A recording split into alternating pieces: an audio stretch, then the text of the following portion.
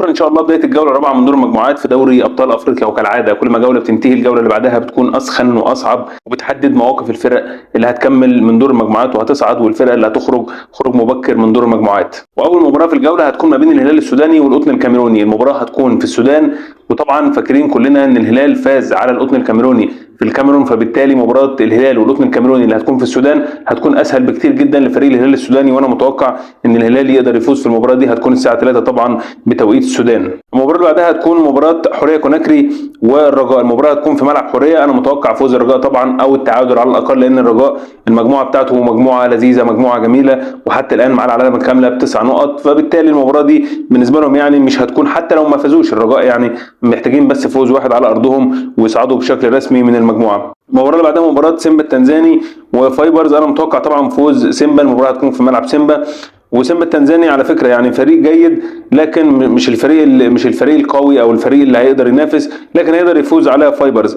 المباراه اللي بعدها ودي مباراه طبعا قويه جدا ما بين الزمالك والترجي التونسي، هتكون الساعه 9، والمباراه هتكون في ملعب برج العرب في اسكندريه. مباراه طبعا في منتهى القوه، وتقريبا المباراه دي اللي هتحدد مصير المجموعه او شكل المجموعه. يعني في حاله فوز الزمالك على الترجي هيقدر يكمل بشكل عادي جدا، ويبقى مطالب بقى انه يفوز على شباب بلوزداد والمريخ. في حاله اي نتيجه سلبيه، تعادل او خساره قدام الترجي، فبنسبه 99% او نسبه 90% الزمالك بيخرج من دور المجموعات. لكن مباراه في منتهى الصعوبه. الزمالك شفناه اخر مباراه في الدوري المصري قدام بيراميدز، المستوى كان متوسط، هو ما كانش جيد يعني، كان متوسط بس كان افضل من الفترات اللي فاتت. لكن دايما مشكله الزمالك في الفتره الاخيره دايما الهجوم، يعني ما فيش اي حد بيقدر يخلص الفرص، ما فيش حد بيترجم الفرص لاهداف، لذلك التوقع هيكون صعب جدا في مباراه الزمالك والترجي. المباراه اللي بعدها مباراه شباب بلوزداد والمريخ، طبعا في نفس التوقيت برضو. المباراتين هيكونوا الساعه 9 بتوقيت مصر، واعتقد الساعه 8 بتوقيت الجزائر وتونس. شباب بلوزداد والمريخ المباراه هتكون في الجزائر في ملعب عنابه. طبعا يعني احنا ما نعرفش ليه الملاعب الجديده في الجزائر، ده طبعا سؤال بالنسبه لي يعني سؤال مهم جدا. ليه الملاعب الجديده اللي في الجزائر حاليا اللي هو ملعب وهران وملعب براكي وكل الملاعب الجديده اللي في الجزائر ما بتلعبش عليها مباريات دوري ابطال افريقيا؟ المفروض ان انت عملت الملاعب وبنيت الملاعب دي عشان تقدر تخدم المنتخبات والفرق بتاعتك. فبالتالي فريق زي شباب بلوزداد او شبيبه القبائل بيشاركوا في دوري ابطال افريقيا، وعندك فريق اتحاد العاصمه بيشارك في الكونفدراليه، المفروض الفرقه دي تلعب على الملاعب الجيده، الملاعب الجديده اللي لسه الجزائر مفتتحينها وشفناها في بطوله الشان، وشفنا ملعب وهران طبعا في اولمبياد البحر المتوسط. فانا طبعا بستغرب من الموضوع ده، لكن هو مش موضوعنا يعني. طيب مباراه شباب بلوزداد والمريخ، شفنا المريخ في الفتره الاخيره يعني فريق نقدر نقول عليه فريق متماسك، فريق يقدر كمان يعمل مفاجاه قدام شباب بلوزداد، لكن شباب بلوزداد بالنسبه لهم دي الفرصه الاخيره، يعني مطالبين بالفوز ومفيش بديل عن الفوز. شباب بلوزداد في الدوري الجزائري ماشي بشكل كويس، في الكاس ماشي بشكل كويس، حتى في دوري الابطال. هو بس المشكله او المباراه اللي افقدتهم الثقه هي مباراه الترجي اللي كانت في الجزائر. شباب بلوزداد في المباراه دي لعب مباراه كبيره جدا، ومع ذلك خسر من فريق الترجي في اخر الدقائق. فمن بعد مباراه الترجي تحس ان فريق شباب بلوزداد بالمدرب بكل العناصر بتاعه الفريق جات لهم هزه كده، لسه حتى الان يعني ما فاقوش من الهزه ديت، والموضوع صعب. لكن مباراه شباب بلوزداد والمريخ زي ما بقول لك الجوله دي هتخلص، المجموعه الاخيره اللي هي المجموعه الرابعه اللي فيها الزمالك والترجي وشباب بلوزداد والمريخ، المجموعه دي بنسبه 90% هتبان شكلها يعني. فهنستنى بكره ان شاء الله عشان نقدر نعرف مين اللي هيصعد من المجموعه الرابعه بنسبه كبيره. طيب دي كده المباريات اللي هتتلعب بكره. في يوم السبت برضو مباراه صن داونز والاهلي. مباراه صن داونز والاهلي المباراه هتبقى في جنوب افريقيا، مباراه طبعا برضو صعبه جدا على الاهلي. عرفنا من شويه ان فريق صن داونز هيسمح لجماهيره بالدخول بالمجان، يعني هيدخل جماهيره كده الملعب بدون تذاكر وبدون فلوس وبدون اي حاجه، فبالتالي هيبقى في عدد كبير جدا من جماهير صن داونز في الملعب، هيبقى في ضغط كبير جدا على الاهلي.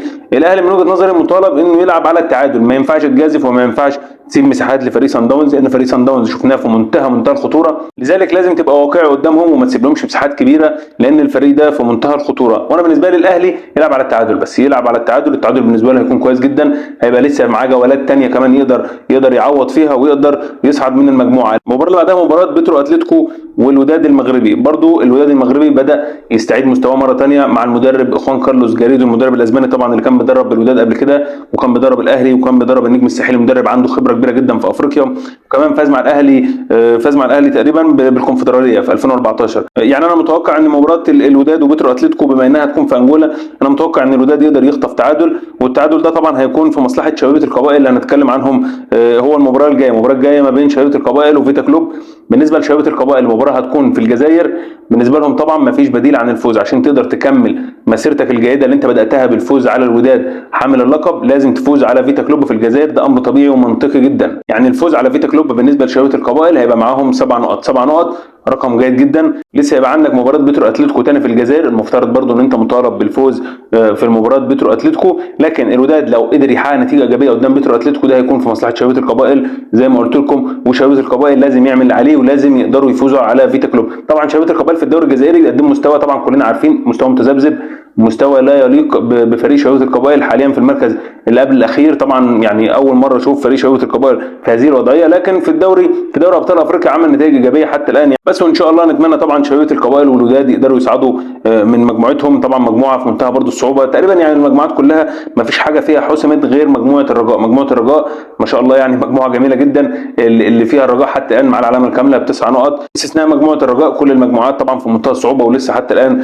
مش قادرين نعرف مين اللي هيتاهل من المجموعات. ان شاء الله نتمنى تكون الجوله الرابعه فيها مباريات قويه ونقدر كلنا نستمتع بالمباريات، ونتمنى طبعا للانديه العربيه والانديه بتاعت شمال افريقيا انها تصعد من المجموعات ان شاء الله، تتواجد بكثره في دور ال16، لان المباريات بتاعت الدربيات بتاعت شمال افريقيا طبعا هي بتبقى اكثر متعه واكثر حماسه بالنسبه لنا من المباريات بتاعت الانديه اللي موجوده بقى في وسط وجنوب افريقيا.